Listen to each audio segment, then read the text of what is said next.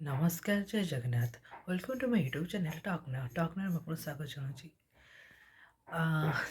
ଇଂରାଜୀ ନବବର୍ଷ 2026 ଆପଣମାନେ ଅନେକ ଶୁଭକାମନା ଜଣାଉଛି। ଭଗବାନ ପାଖରେ ଏତିକି ପ୍ରାର୍ଥନା କରୁଛି ଯେ ଆପଣମାନେ ସମସ୍ତେ ଭଲରେ ରୁହନ୍ତୁ, ଖୁସିରେ ରୁହନ୍ତୁ। ଆପଣଙ୍କ ସବୁ ଆଶା ଅଭିଳାଷା ଯଦି ସତ୍ ମାର୍ଗରେ ଥିବ, ଯଦି ଆଶା ଠିକ୍ ଥିବ, ତାହେଲେ ସେ ଆଶା ପୂରଣ ହେଉ। ତା ପାଇଁ ଆପଣ ପ୍ରୟାସ ବି କରିବା ଦରକାର। ବିନା ପ୍ରୟାସରେ କିଛି ବି ଜିନିଷ ମିଳେ ନାହିଁ। ତ ଚାଲନ୍ତୁ ଭିଡ଼ିଓଟି ଆରମ୍ଭ କରିବା।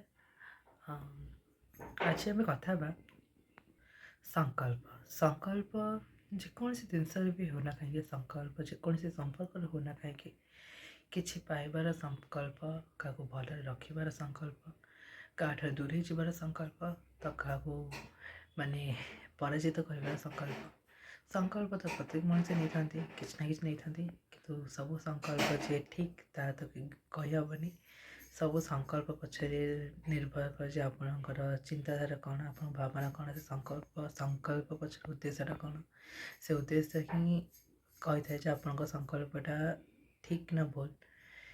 ସେମିତି ପୂର୍ବ ବର୍ଷରେ 2025 ଆପଣ ବହୁତ ସଂକଳ୍ପ ନେଇଥିବେ, ବହୁତ କିଛି କରିବାକୁ ଚାହିଁଥିବେ, ବହୁତ କିଛି କରିବା ପାଇଁ ପ୍ରୟାସ ବି କରିଥିବେ। କିନ୍ତୁ କେଉଁଠି ନା କେଉଁଠି ସେ ସଂକଳ୍ପ ଅଧା ରହିଯାଇଥିବ, କେଉଁଠି ନା କେଉଁଠି ସେସବୁ ଅପୂର୍ଣ୍ଣ ହୋଇକି ରହିଯାଇଥିବ। ତେବେ ଆପଣ ଚେଷ୍ଟା କରିବେ 2026ରେ ଏହି ନବବର୍ଷରେ ପୁଣି ପ୍ରୟାସ କରିବା ପାଇଁ। ପ୍ରୟାସ ମୁଁ କହିବି, ଗୋଟେ ଗଧ ଭଳି ନ ଖଟିକିରି, ଗୋଟେ ଗଧ ଭଳି ଦିନ ରାତି କାମ ନ କରିକି ସ୍ମାର୍ଟ ୱାର୍କ କରିବା ଚେଷ୍ଟା କରନ୍ତୁ। ବିକଳ୍ପ ଖୋଜନ୍ତୁ, ରାସ୍ତା ବାହାର କରନ୍ତୁ, ନୂଆ ଡିରେକ୍ସନ୍ ଦେଖନ୍ତୁ। ସେ କାମରେ କ'ଣ ୟୁନିକ୍ ଆଣିପାରିବା, ସେଇ କାର୍ଯ୍ୟରେ କ'ଣ କିଛି, ସେ ଯେକୌଣସି ରିଲେସନସିପ୍ରେ ବି କଥା କହିବି, ଗୋଟେ ରିଲେସନସିପ୍ରେ କେମିତି ନୂତନତା ଆଣିପାରିବ, କୌଣସି କେମିତି ଗୋଟେ ୟୁନିକ୍ ଆଣିପାରିବେ, କେମିତି ଗୋଟେ ଫ୍ରେଶ୍ କରି ରଖିପାରିବେ, ପୁଣି ଏଗେନ୍ ଫ୍ରେଶ୍ କରିପାରିବେ ସେ ରିଲେସନସିପ୍। ତ ସେଥିପାଇଁ ଧ୍ୟାନ ଦେବା ଦରକାର। କେବଳ ଗୋଟେ ଡଙ୍କି ଭଳି ପରିଶ୍ରମ ନ କରି ସ୍ମାର୍ଟ ୱାର୍କ କରନ୍ତୁ, ନିଜ ବୁଦ୍ଧି ଖଟାନ୍ତୁ।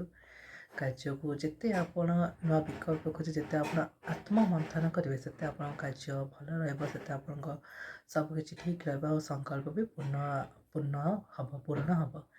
ତେବେ ଆଶା କରୁଛି ମୋ କଥାକୁ ଆପଣ ବୁଝିବେ। ମୋ ଭିଡ଼ିଓଟା ଆଜି ବହୁତ ସର୍ଟ ବନାଉଛି, ତ ଆଶା କରିବି ଆପଣମାନେ ମୋ କଥା ବୁଝନ୍ତୁ, ସେଇ ନୂଆ ସଂକଳ୍ପକୁ ଚେଷ୍ଟା କରନ୍ତୁ। ସଂକଳ୍ପ ଜଣଙ୍କ ପ୍ରତି ସଂକଳ୍ପ ନିଜର ଦୃଢ଼ତା ଦିଏ, ସଂକଳ୍ପ ବିଶ୍ୱାସ ଦିଏ ମନରେ, ସଂକଳ୍ପ ନିଜ ଗୋଡ଼ରେ ନିଜେ ଛିଡ଼ା ହେବା ପାଇଁ ପ୍ରେରଣା ଦିଏ। କିନ୍ତୁ ସେଇ ସଂକଳ୍ପ ସେତେବେଳେ ଠିକ୍ ହେବ ଯେତେବେଳେ ରାସ୍ତା ବି ଠିକ୍ ରହିବ। ମନେ ରଖନ୍ତୁ, ଭୁଲ ରାସ୍ତାରେ ଠିକ୍ ଲକ୍ଷ୍ୟ କେବେ ବି ମିଳେନି।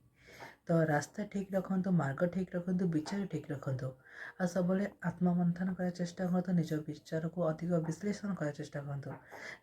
ତାହା ହେଲେ ଯାଇକି ଆପଣଙ୍କୁ ଆପଣଙ୍କର ଲକ୍ଷ୍ୟସ୍ଥଳରେ ପହଞ୍ଚିବା ପାଇଁ ରାସ୍ତା ସୁଗମ ହେବ, ଆଉ ପୁଷ୍ପମୟ ହେବ। ଏତେ ବି ଆଉ ବାଧା ରହିବ ନାହିଁ, ଆଉ ଆପଣ ନିଜ ଲକ୍ଷ୍ୟସ୍ଥଳରେ ଭଲ ଭାବରେ ପହଞ୍ଚି ଯାଇପାରିବେ। ତ ଆପଣ ଏ କଥାକୁ ନିଜ ଭିତରେ ଆଣନ୍ତୁ, ଆଉ 2026ରେ ଏଇଥର ନୂଆ ସଂକଳ୍ପ କରନ୍ତୁ ଯେ ଆପଣ ସବୁ ସ୍ମାର୍ଟ ୱାର୍କ ସହିତ ନିଜ ଭାବନା, ନିଜ ବିଚାରକୁ ଅଧିକ ବିଶ୍ଳେଷଣ କରି କାର୍ଯ୍ୟ କରିବେ। କାହା ପ୍ରତି ଏକତରଫା ଭାବନା ନ ରଖି, କିମ୍ବା କାହା ପ୍ରତି କୌଣସି ଅନୈତିକ ବିଚାର ନ ରଖି ନୈତିକତା ଆଣିବେ, ନିଜ ବିଚାର ଶୁଦ୍ଧତା ଆଣିବେ, ନିଜକୁ ଗୋଟେ ଭଲ ଗଢ଼ିବା ପାଇଁ ଚେଷ୍ଟା କରିବେ। ଗୋଟେ ତ ମନେ ରଖନ୍ତୁ, କେବଳ ମନରୁ ଭଲ ହେଲେ ଭଲ ହୁଏନି, ବାହାରୁ ବି ଭଲ ହେବାକୁ ପଡ଼େ।